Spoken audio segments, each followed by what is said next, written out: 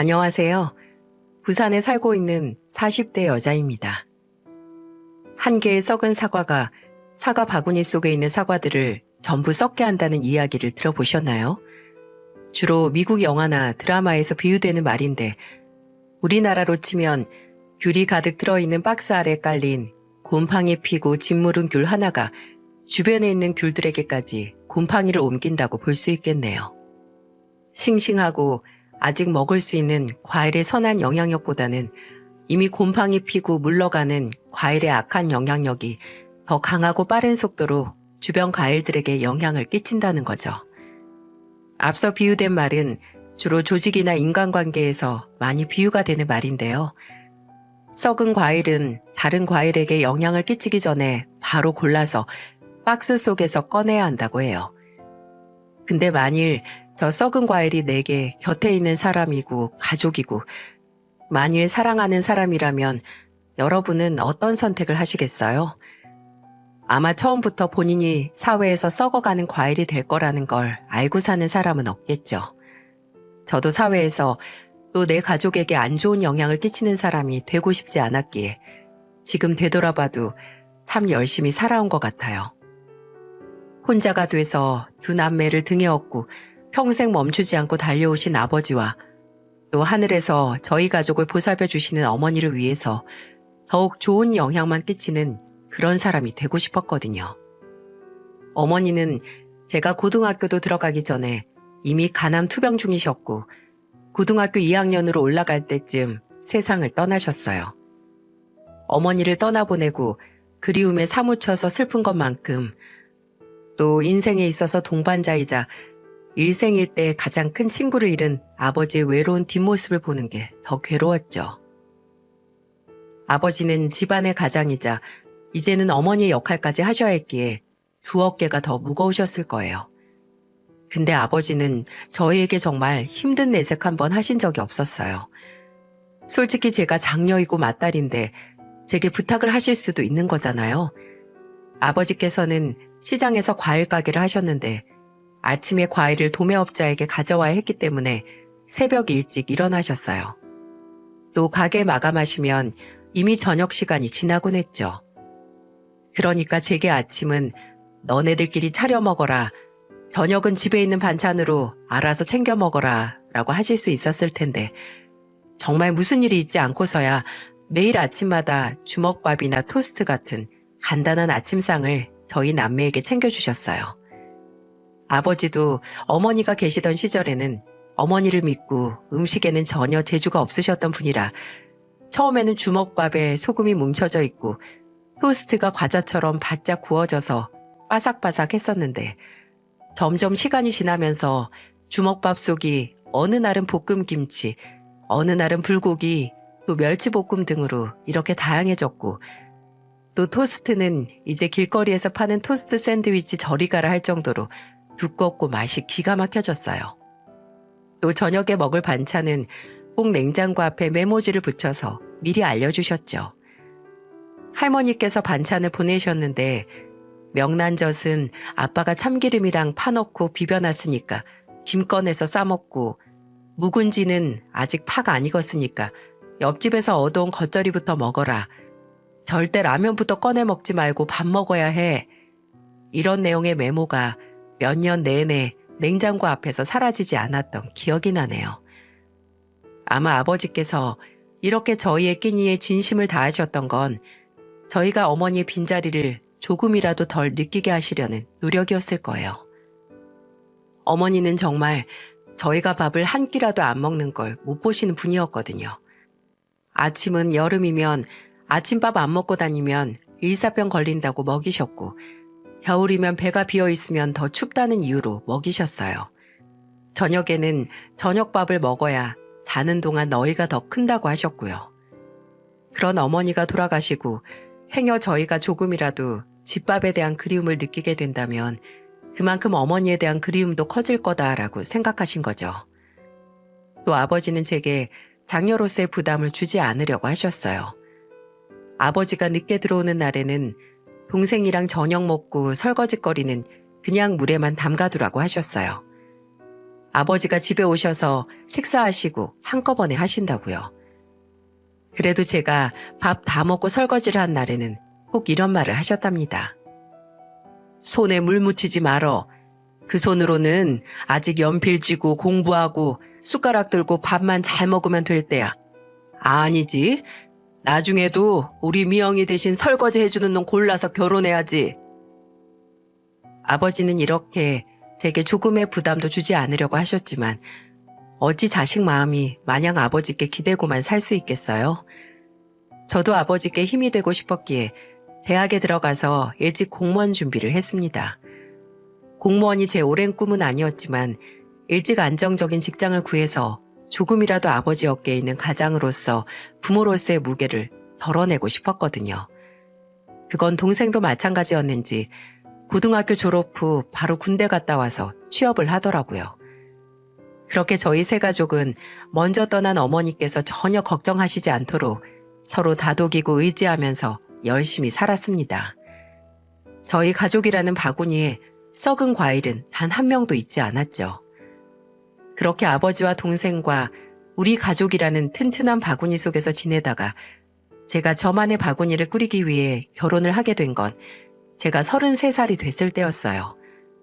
막 32살이 됐을 때 대학생 때 아르바이트 했던 곳에서 만난 친한 언니가 주선한 소개팅 자리에서 남편을 만나 1년간의 연애 끝에 결혼을 했거든요. 사람마다 상대에게서 이런 사람이라면 결혼해도 되겠다 하는 포인트들이 있잖아요. 저는 남편의 열정과 자신감 그리고 가족에게서 배울 점을 찾는 섬세한 사람이라는 것에 마음이 갔어요. 물론 연애할 때는 다정하기도 했고 매너가 좋다는 단점도 있지만 그 무엇보다 이 사람과 함께라면 어떤 파도가 코앞까지 와도 잠수함을 뚝딱 만들어서 헤쳐나가겠구나 했습니다. 남편은 그 당시 본인 아버지가 경영하는 중소기업에서 일을 하고 있었는데요. 그냥 아버지 회사를 물려받을 생각이 아니라 일하고 배우며 나중에는 본인 사업을 하고 싶다고 하더라고요. 아버지를 존경하기도 하고 곁은 떠나고 싶지도 않지만 나도 한 번쯤은 내 사업을 차려서 경영해보고 싶어. 솔직히 내 능력이 어떻든 아버지 회사에서 일하는 건 너무 거저 얻은 것 같잖아. 내 사업을 시작해서 정말 내 능력이 어느 정도인지 알고 싶고 그래야 내가 진짜 성장할 수 있고 뭔가 인정받을 수 있을 것 같기도 해.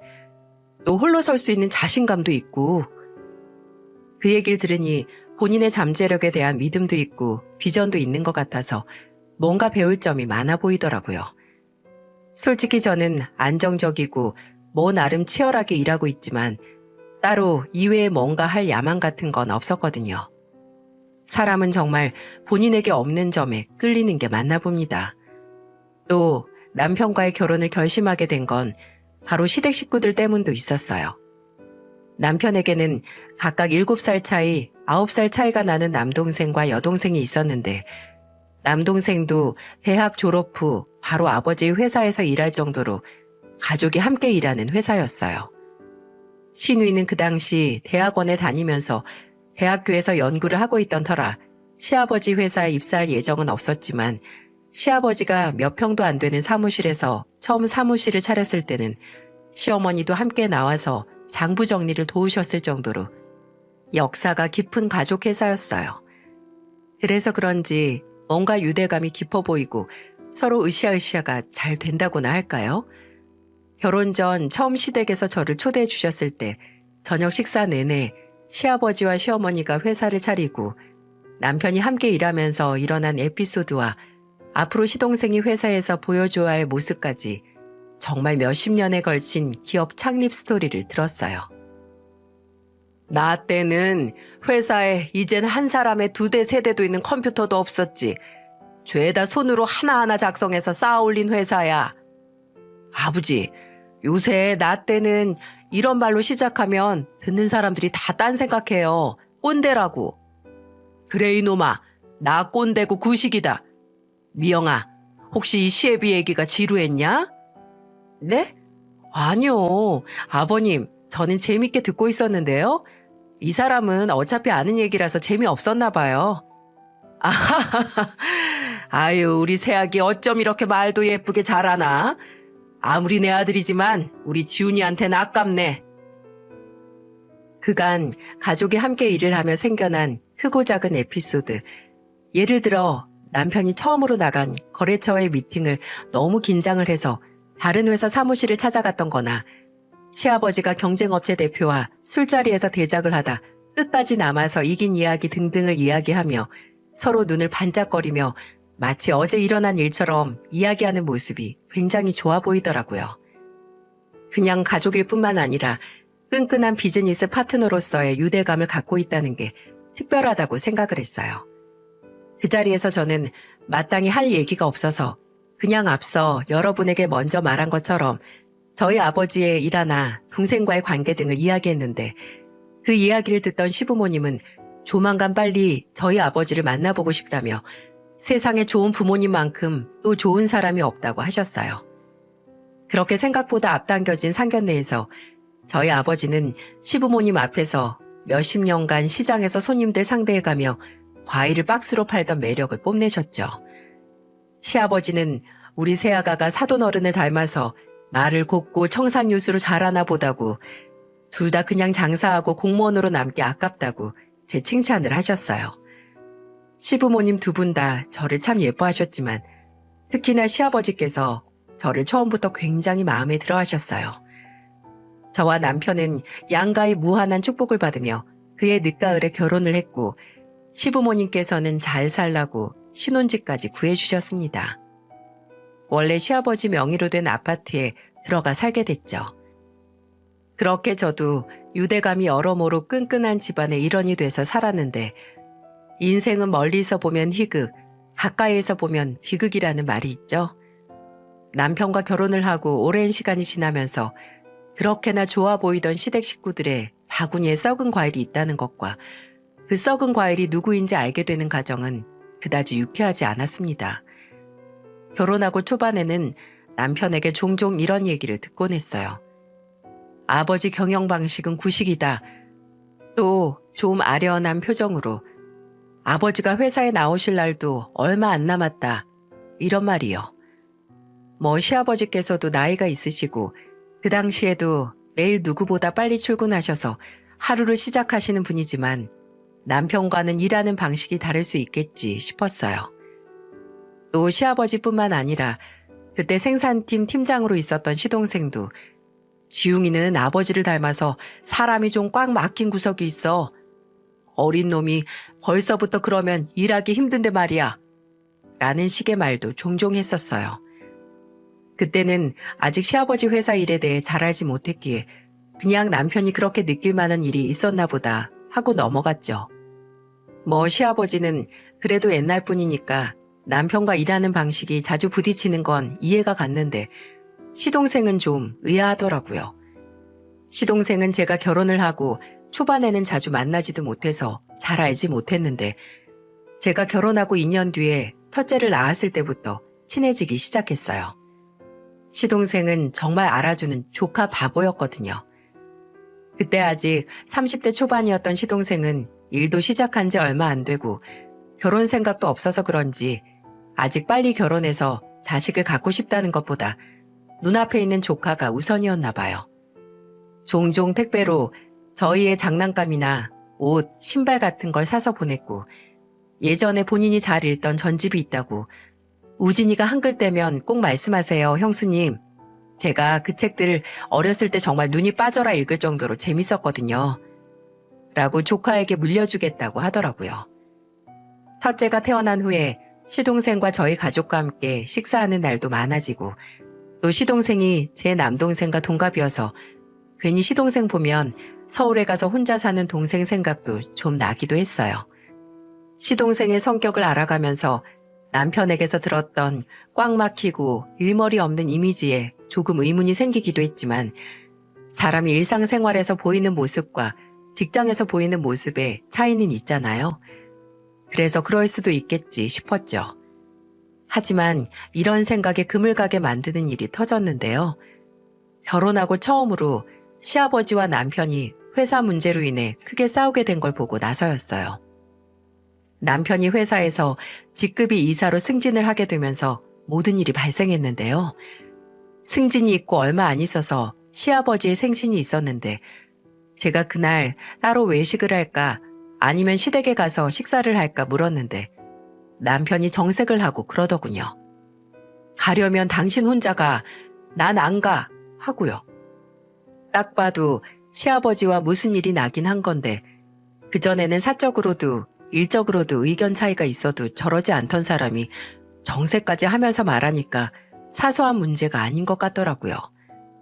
남편에게 물어봐도 말해주지 않고 시부모님에게 여쭤보긴 이른 것 같아서 시동생에게 물었더니 이건 제가 생각해도 남편이 선을 넘은 것 같긴 했습니다. 형이 이번에 이사 달고 나서 아버지랑 9년간 함께 일한 거래처 잘라내고 무슨 신생업체랑 계약하겠다고 독단적으로 일을 벌렸거든요. 아버지는 어떻게 언질도 없이 이런 일을 벌릴 수 있냐고 형한테 실망하시고 형은 이렇게 날 안 믿고 간섭할 거면 뭐하러 승진을 시켰냐 하고 근데 솔직히 형이 좀 경솔했죠. 별다른 문제도 없던 거래처를 왜 잘라내요? 형이 이사 달고 나서 새로운 시도를 해서 아버지께 뭘 보여드리고 싶은 마음도 잘 알겠는데 좀 방식이 잘못된 것 같아요, 형수님. 시동생의 말대로 남편의 열정은 잘못된 게 아니지만 정말 그 방식에는 동의를 못 하겠더라고요. 그래서 남편한테 이번에 시아버지 생신날 가서 대화로 좀 풀라고 하면서 거의 끌다시피 데려갔어요. 근데 제 생각처럼 풀리지 않았어요. 시아버지 생신 케이크를 가운데 두고 회사에서 있었던 일에 대해 대화를 하던 도중 남편이 아버지도 이제 좀 새로운 걸 받아들이실 때도 됐어요. 제발 이제 고집 그만 부리세요. 라는 말을 하게 됐고 시아버지는 손에 들고 있던 선물도 내다 던지시면서 붕괴하셨죠. 야 임마, 거래 잘하던 회사 내치고 어디서 듣도 보지도 못한 회사 끌고 와서 다른 직원들 다 개무시하고 네 마음대로 거래 성사시키는 게 네가 말하는 새로운 거야? 거래처만 갈아치우는 게 그게 새로운 거냐고? 아니, 왜 결과물을 보지도 않고 벌써부터 잘못됐다 평가하는 건데요? 내가 결과물이 잘못될 거라고 지금 이러는 거냐? 네 일하는 방식이 같이 일하는 사람들 다 기만하고 무시하는 방법이라서 그게 잘못됐다는 거다 이놈아. 감투 하나 씌워줬다고 바로 일을 이따위로 해? 남편은 그 자리를 박차고 나갔고 시아버지는 생신날 함께 모인 시간 내내 분을 사귀지 못하셨어요. 그리고 남편을 향한 시아버지의 끌어오르는 분노와 실망의 감정을 사귀게 도운 게 바로 저였죠.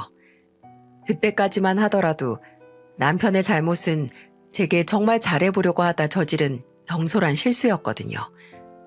남편에게는 시아버지께 빌어서 용서를 구하라고 했고 시아버지께는 남편이 아버님께 정말 뭔가 보여드리기 위해 선을 넘은 것 같다고 다시 한번 기회를 주신다면 그 사람도 변할 마음이 있다고 말씀드렸죠. 그렇게 서로를 향한 끌어오르는 감정이 식어가는 것 같았는데 여러분, 아무리 생각해도 그때 남편을 두둔하면 안 됐나 봅니다.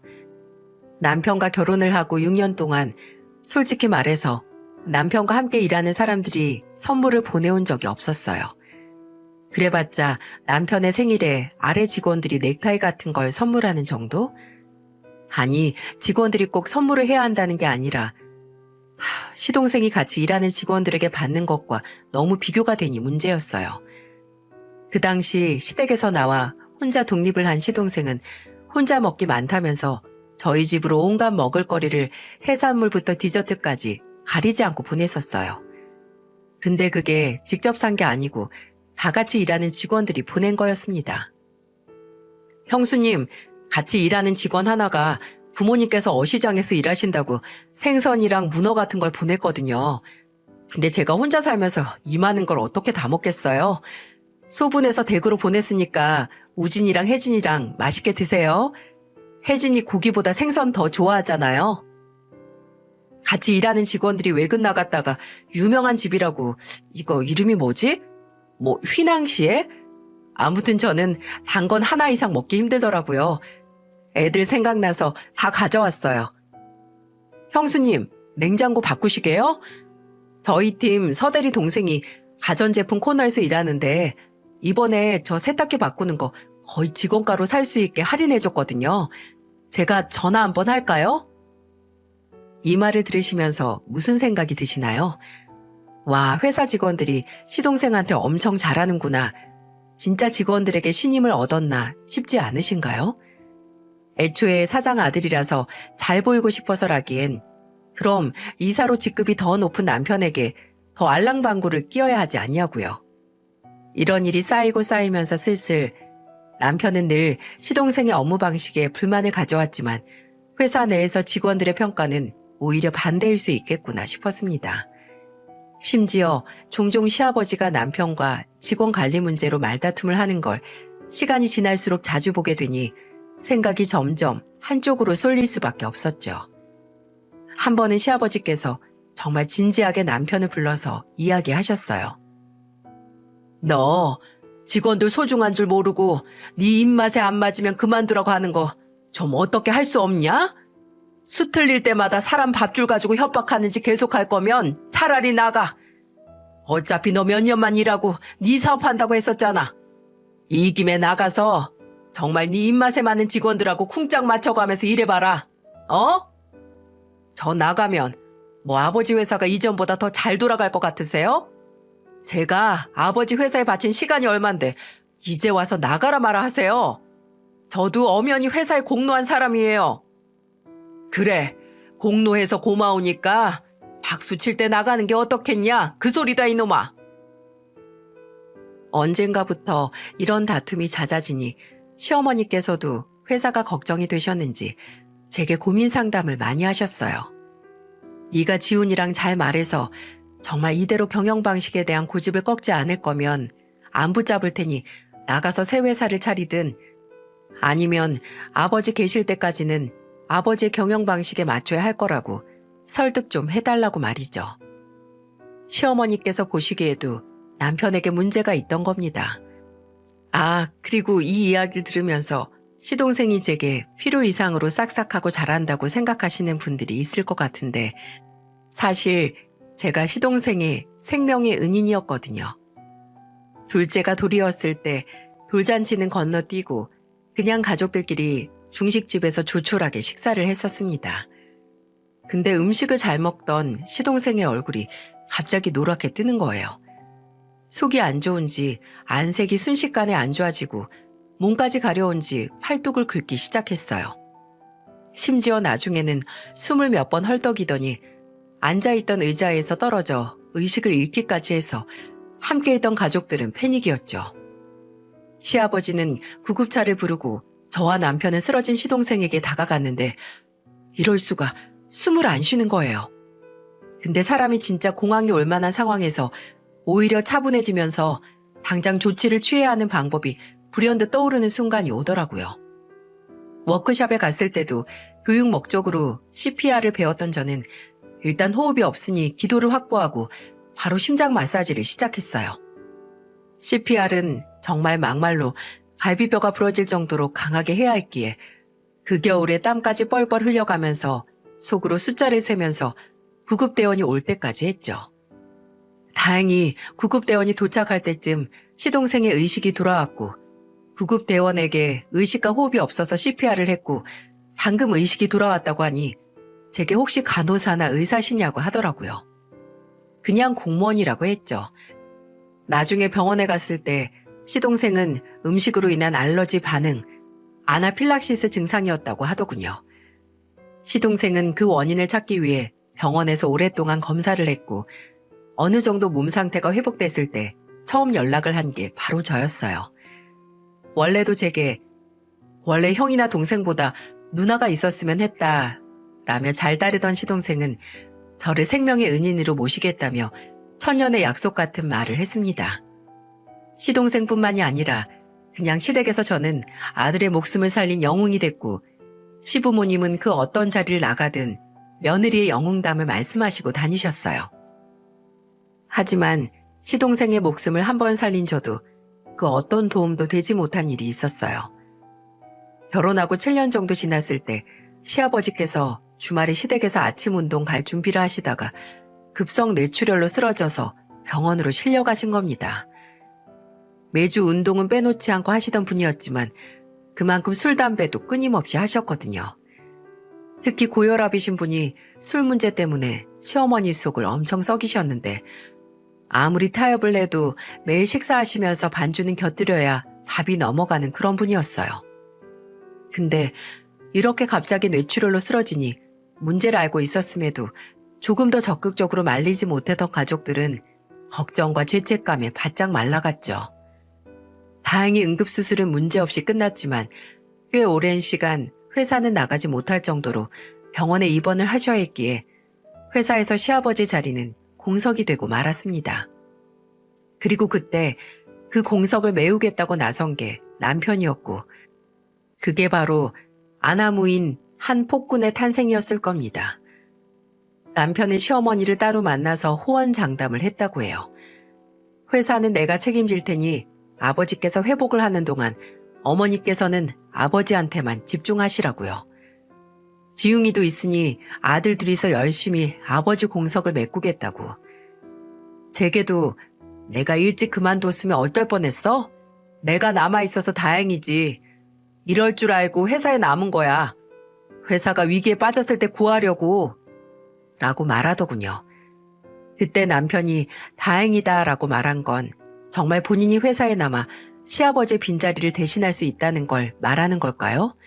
아니면 그 자리가 공석이 됐기 때문에 본인에게 기회가 온 게 다행이라고 하는 걸까요? 결과는 후자였습니다. 남편은 시어머니께 말씀드린 것처럼 시동생과 함께 회사 일을 하지 않았어요.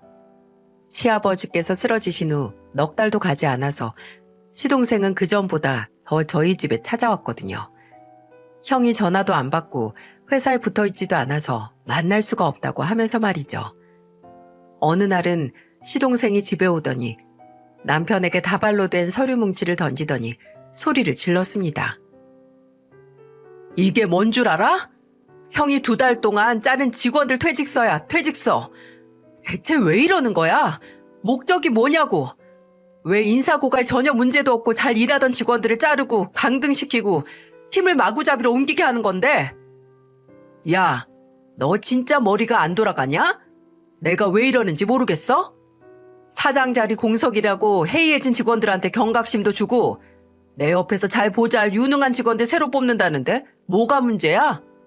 너 네가 나랑 같은 곳에 소속되어 있다고 착각하나 본데 너 아직 나보다 7년은 한참 경력 미달이야. 알아?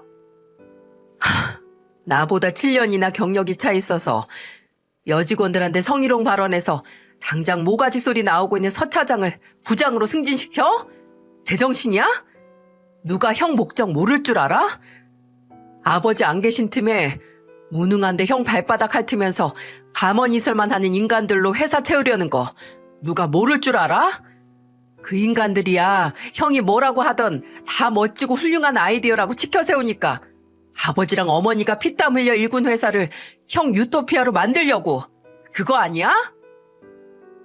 제가 봐도 남편은 고삐가 풀린 망아지 같았어요. 주인 없는 초원이 내 차지라고 영역 표시란 표시는 다 하고 다니는 망아지 말이죠. 나중에는 시어머니까지 오셔서 아버지 알기 전에 당장 수습하라고 남편을 다그치셨지만 소용없었습니다. 시어머니는 병원에서 시아버지를 돌보고 시동생에게 듣는 일로 회사 걱정하시느라 하루하루 말라가셨어요.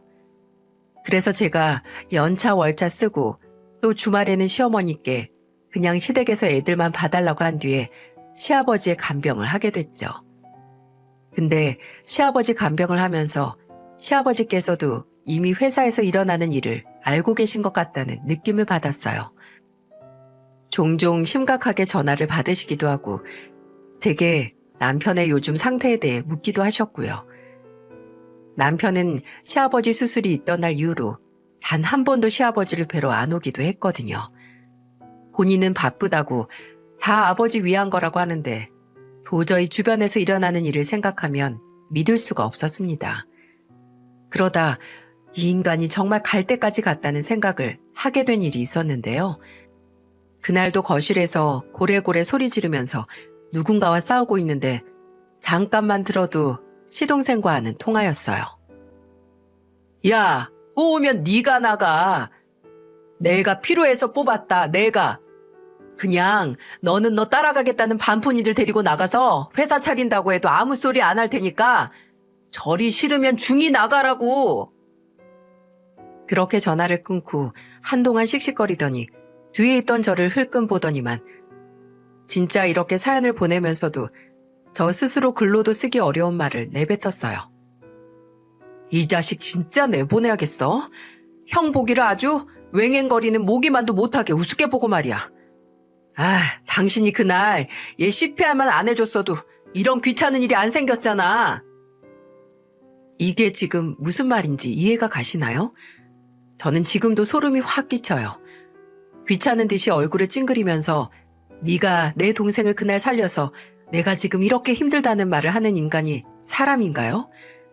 순간 찬물 수준이 아니라 시베리아 얼음물이 방 안에 뿌려진 것 같았고 저는 정색을 하고 말했습니다. 당신 지금 그게 할 소리야? 아, 왜 그래? 사람이 그냥 농담으로 한 말을 다큐멘터리로 받아들이네? 당신 농담은 동생이 죽어서 내 걸림돌이 안 됐어야 한다는 게 들어가? 농담 2번 했다간 언젠가 나도 죽었으면 하겠네. 사람이 아무리 그래도 해도 되는 말이 있고 안 되는 말이 있는 거야. 여보도 참 결혼하고 지웅이 그 자식이나 아버지랑 친하게 지내서 사람이 각박해졌다. 사람이 농담을 했으면 좀 웃어. 정색하면서 시비 걸지 말고. 사람이 웃길 바라면 그딴 기분 잡친 소리를 던지면 안 되지.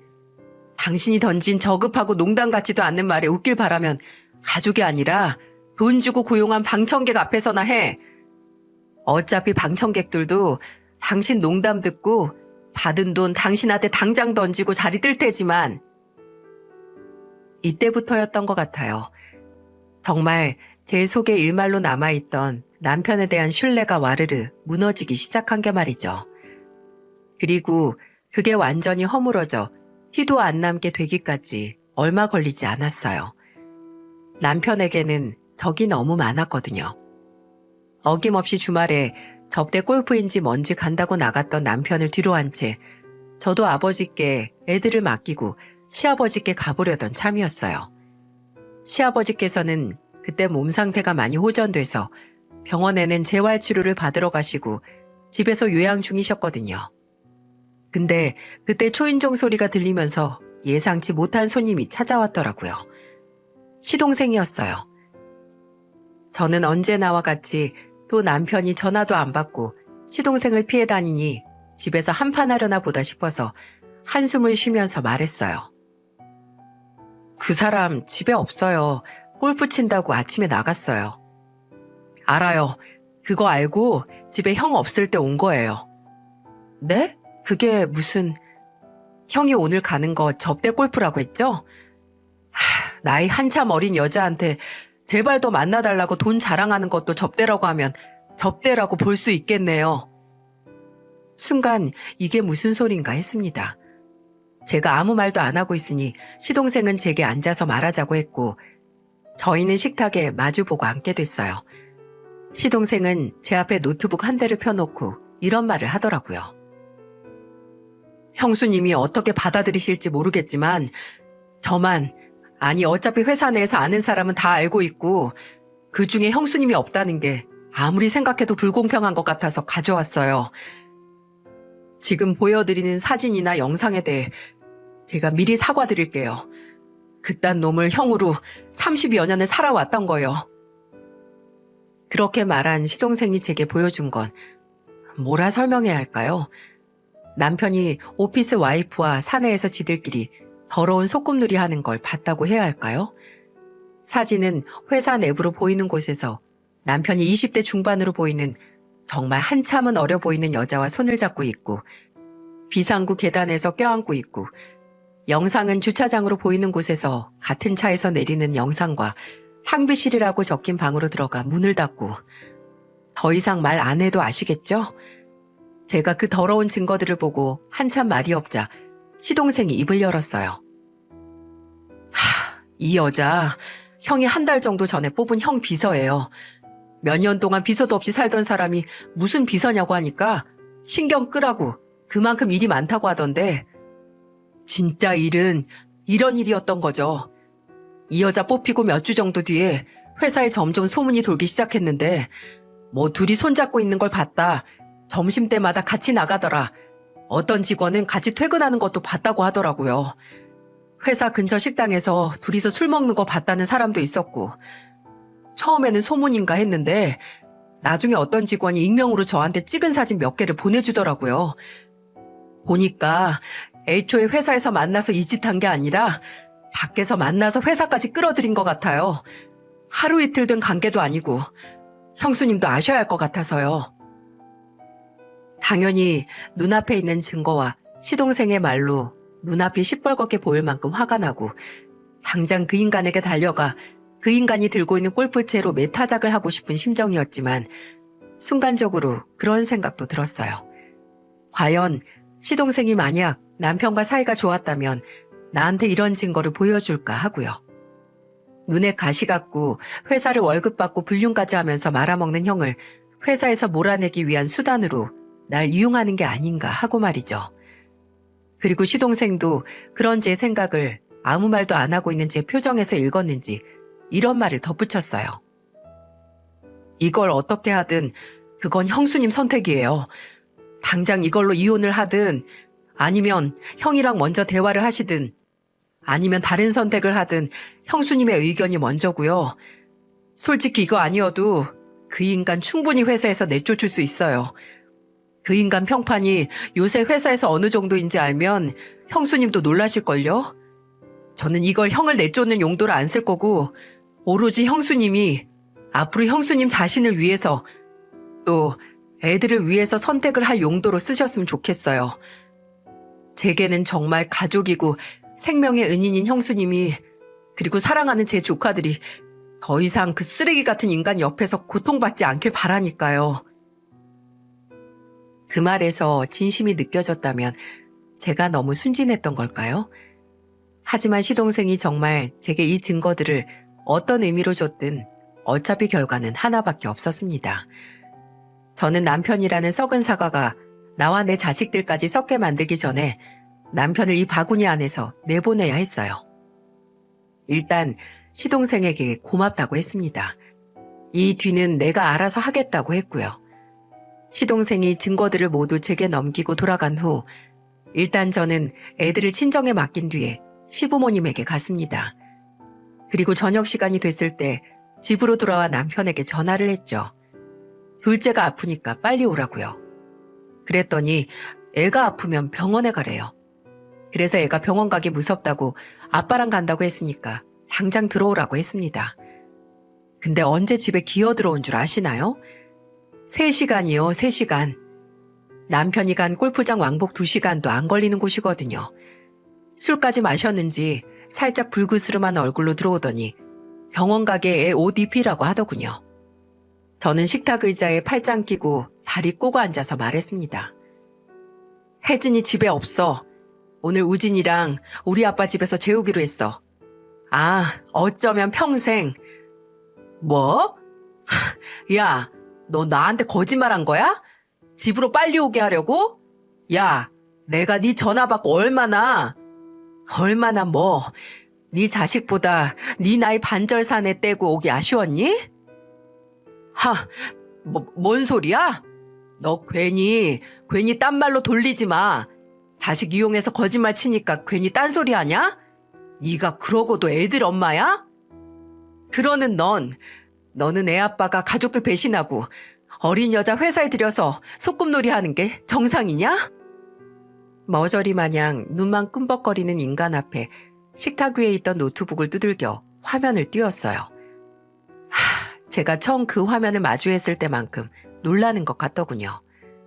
저는 벌떡 일어나서 그 얼빠진 얼굴을 정말 뻑 소리가 집안에 울리도록 주먹으로 후려쳤습니다. 처음에는 그냥 손바닥으로 갈길 생각이었는데 저도 모르게 불끈 주먹을 쥐어버렸죠. 제 주먹도 욱신거렸지만 고통이 상당했는지 입을 쩍 벌리고 한동안 말을 못하며 고개만 숙이고 있는 그 인간 꼴을 보니 속은 좀 후련했어요.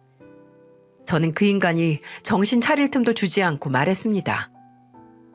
나는 당신이 주변에서 어떤 손가락질을 받고 어떤 평가를 받아도 나는 당신 편 대주려고 했어. 당신 가족들이 당신을 내친다고 해도 나는 당신 편 되자. 그래서 아버님, 어머님한테 가서 당신한테 한 번 더 기회 달라고 했던 거야. 근데 너는 그 은혜를 이딴 식으로 갚냐? 야, 너 이거 누구한테 받았어? 강지웅이지? 그치? 그 새끼가 나 회사에서 몰아내려고 작당하고 당신 이용하는 거잖아. 이용하든 말든 이제 곧 남들 네가 알 거 없고 그래도 네 동생은 은혜를 이렇게 갚기라도 하네.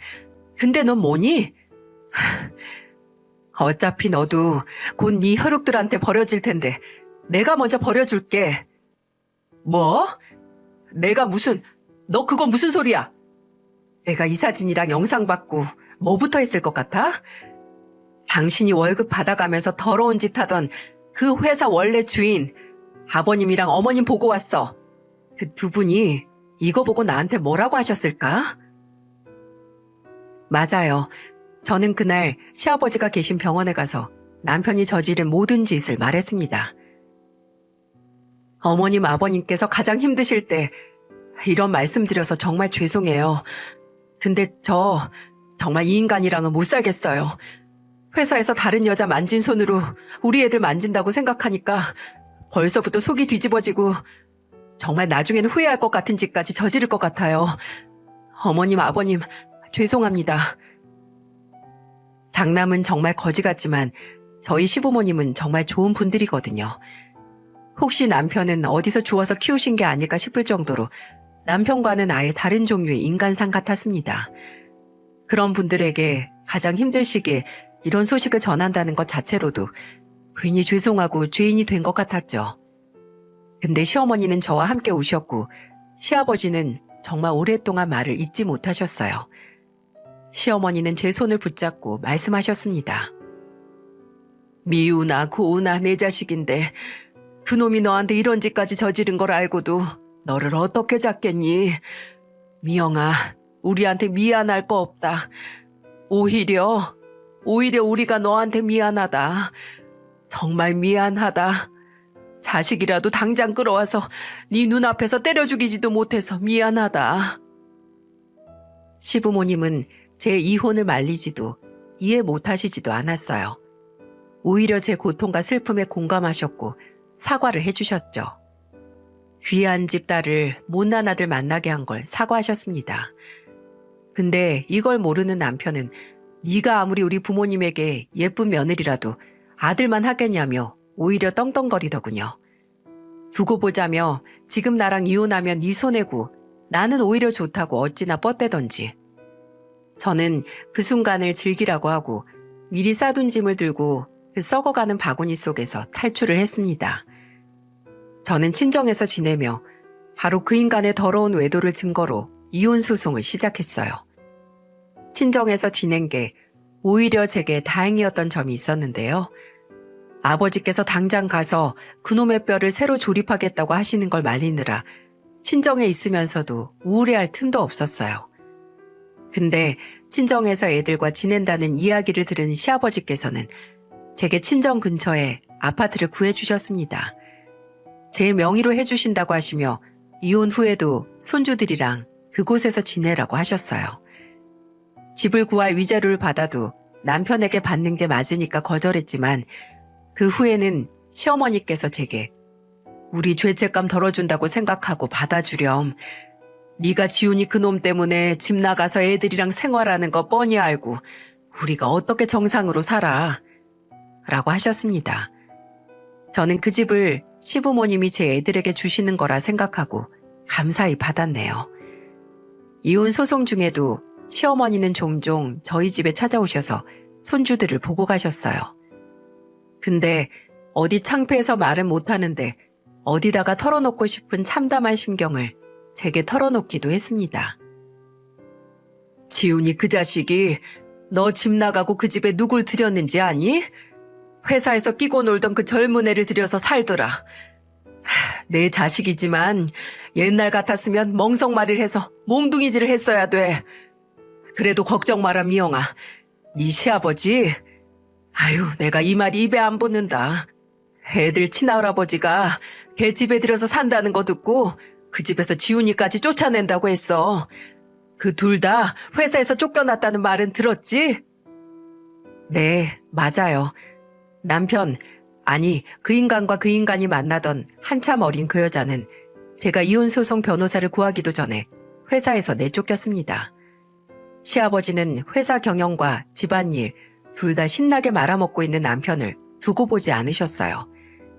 시동생에게 듣기로는 남편은 나가면서도 회사 직원 절반을 데리고 경쟁업체를 설립할 거라고 시아버지를 협박했지만 참 비참하게도 남편을 따라 나선 직원이 하나 없었다죠. 그냥 허울만 회사 이사 자리에 앉아있던 거고 믿을 만한 리더감은 전혀 아니었나 봅니다. 그 인간은 저와 이혼 소송 기간 동안 쭉 사무실 하나 못 차리고 백수로 지냈고 심지어 같이 살던 그 여자도 그 남자를 떠났다고 해요. 시아버지께서 시아버지 명의로 된 그 집에서 정말 내쫓으셨거든요. 어쩌면 당연한 결과 아닌가요?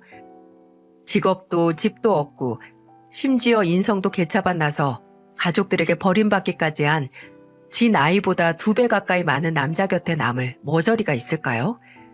그럼에도 불구하고 본인 곁에 남아있을 거라 믿은 그 인간이 머저리인 거죠. 전 남편은 이혼 후에 제게 양육권도 재산도 털려서 소송이 끝난 후에는 본인에게 남은 돈과 시어머니께서 빌려서 조금 받은 돈으로 작은 전셋집을 구했다고 지난해 첫째 조카 생일 선물 주러 들른 시동생을 통해서 들었어요. 진짜 부모가 되기 전까지는 모르나 봐요. 내 자식이 어디까지 망가져도 그래도 자식은 자식인지 어머니는 도저히 마지막 남은 끈을 놓지는 못하시더라고요. 말로는 안 보고 산다고 하시는데 돈을 빌려주시는 걸 보면 그래도 부모로서 완전히 끊어내지는 못하시는 거겠죠. 저도 그 말이 공감이 되면서도 또 만약에 내 아들이 내 딸이 큰 사고를 치면 그 어떤 이유라도 끊어내지 못할까 싶더라고요. 상상일 뿐이었지만 나는 달라, 나는 매몰차게 끊어낼 거야 라고 말을 못하는 걸 보면 자신은 없는 것 같네요. 그리고 지난 크리스마스에 전혀 반갑지 않은 선물이 저희 집에 왔는데요. 바로 남편이 아이들에게 보낸 크리스마스 선물이었어요. 보낸 사람 이름에 그 소름 끼치는 이름 석자가 적힌 걸 보고 정말 육성으로 욕이 나왔습니다. 시동생에게 듣기로는 그때까지 일도 못 구해서 백수라고 하는데 무슨 돈으로 산 건지 저는 애들이 보기도 전에 얼른 포장만 뜯고 인형과 장난감이 든 상자에 싱크대에 있던 과일 껍질을 넣어서 도로 동봉해서 반송했어요. 어딜 감히? 지가 먼저 나와 애들을 배신했다는 사실은 크리스마스를 맞이해서 셀프로 용서를 한 건지 빤히 있고 이딴 뻔뻔한 짓을 하나요? 100번 보내라죠. 집에 있는 쓰레기란 쓰레기는 죄다 보낼 거고 저야 쓰레기 봉투 값 안 내서 좋겠죠. 저는 지금도 친정 근처의 시부모님께서 주신 아파트에서 아이들과 안락하게 살고 있습니다. 혼자서 애 2명을 돌보는 게 정신적으로도 육체적으로도 힘들어서 공무원 일은 그만둔 상태예요. 시부모님은 이 소식을 들으시고 혹시 다른 일을 시작하고 싶거나 가게를 내고 싶다면 바로 말하라고 차려주겠다고 하셨지만 어찌 마냥 받을 수가 있겠어요. 그 출발은 저 스스로 해내야죠. 솔직히 젊은 시절 그토록 힘들게 공부해서 얻어낸 일을 포기한다는 게 정말 한쪽 팔을 끊어내는 것처럼 힘들었지만 저와 아이들의 새 출발을 위한 작은 희생이라고 생각하면 쓰린 속이 좀 괜찮아지더군요. 아직 앞으로 애들을 키우면서 뭘 할지 정하지 못했지만 이제는 시간도 많고 재산 분할해서 받은 돈과 그 젊은 상간녀에게 받은 위자료로 통장 잔고도 든든하니 천천히 생각해 보려고 합니다. 길게 보면 2022년은 통째로 제게 액땜과도 같은 한 해였던 것 같아요. 내 소중한 바구니에서 썩은 사과 하나를 몰아내고 그 사과가 짓물러서 남긴 자리를 드러내고 깨끗이 청소하는 그런 시간이었네요. 이제 썩은 곳 하나 없이 싱그러운 향만 나는 제 바구니에서 새롭게 2023년을 시작하며 더 이상 저와 제 가족에게 이런 일이 없도록 제가 더 강해져야 했습니다. 제 이야기도 전화위복이라고 볼 수도 있겠죠? 제 이야기를 들은 모든 분들께서 제 이야기 속에서 전화위복의 기운을 받아가셔서 강하고 승리만을 거두는 2023년을 잘 살아가셨으면 좋겠습니다. 늘 건강하시고 여러분의 바구니 속에 항상 싱그러운 과일만 가득하길 바랄게요.